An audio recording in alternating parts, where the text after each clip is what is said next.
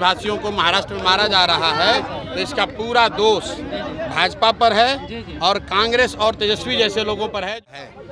मतदाता सूची में जिस तरह के रिवीजन की बात इलेक्शन कमीशन कर रहा है वो सीधे तौर पर सत्तारूढ़ दलों को मदद होगी। उस ठीक नहीं था तो क्या मोदी जी का चुनाव भी ठीक नहीं था?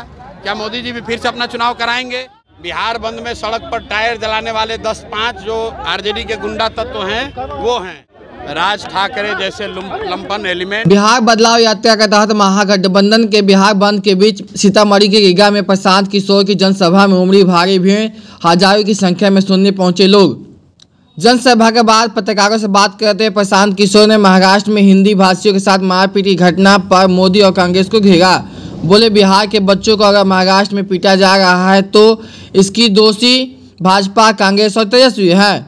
जो हिंदी भाषियों को मारा जा रहा है, आप लोग को ये सवाल पूछना चाहिए कि महाराष्ट्र में किसकी सरकार है? महाराष्ट्र में भाजपा की सरकार है। मारने वाले लोग किन दलों से समर्थन पा रहे हैं? मारने वाले दलों को राज ठाकरे जैसे लंपन एलिमेंट और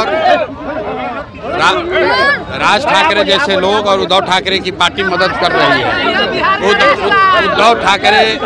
उद्धव ठाकरे कांग्रेस के अलायंस पार्टनर हैं, कांग्रेस और इंडिया गठबंधन के अलायंस पार्टनर हैं और राज ठाकरे मोदी जी के साथ हैं। तो अगर बिहार के बच्चों को, हिंदी भाषियों को महाराष्ट्र में मारा जा रहा है तो इसका पूरा दोष भाजपा पर है और कांग्रेस और तेजस्वी जैसे लोगों पर है जो कि उद्धव ठाकरे के साथ बैठकर गठबंधन करते हैं और चाय पीते हैं। और ये लोग हम लोग के बच्चों को महाराष्ट्र में मार रहे हैं और इन लोगों का मुंह नहीं खुल रहा है। सर बिहार बोले प्रशांत किशोर, कोई बिहार बंद नहीं, हजारों लोग यहाँ सभा में सुनने के लिए आए हैं। चुनाव आयोग गलत कर रहा है, उसके लिए चुनाव आयोग का घेराव होना चाहिए, न कि गरीब जनता को परेशान किया जाना चाहिए। लेकिन फिर भी जनता आपको सुनने पहुंच। अरे कौन बिहार बंद का कोई पूछने वाला नहीं। यहाँ देखिए कितना हजार आदमी आया हुआ है। अब आप देख लीजिए कि जनता किसका बात सुन रही है।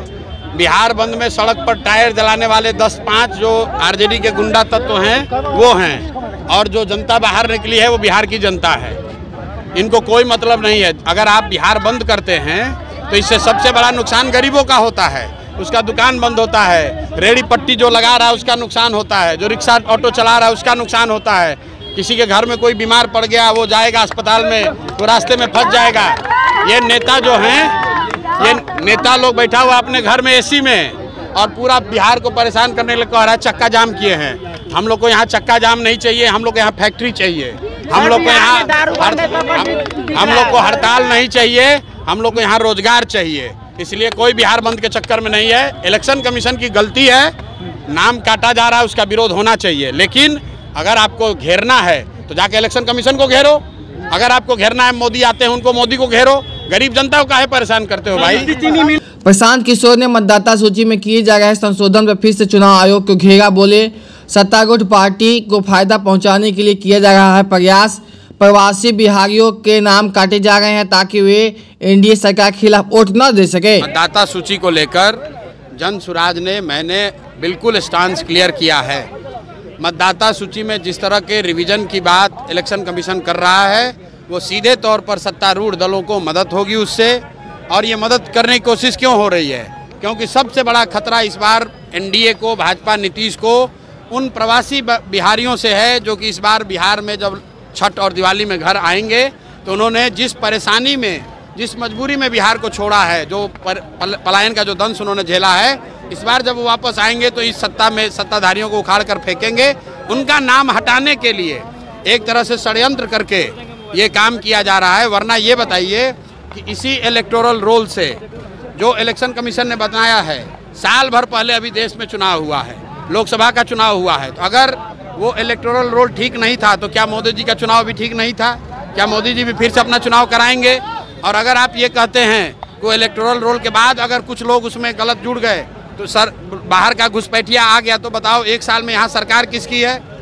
भाई पिछले लोकसभा चुनाव के बाद से सरकार भी यहाँ एनडीए की है, तो नए घुसपैठिए शरणार्थी आए कहाँ से आए? प्रशांत किशोर ने दिलीप जायसवाल पर फिर साधा निशाना। बोले दिलीप जायसवाल के पोल खोलना अभी शुरू किए हैं, अभी पहली किस्त ही जारी हुई है, उन पर आगे और भी खुलासे करेंगे।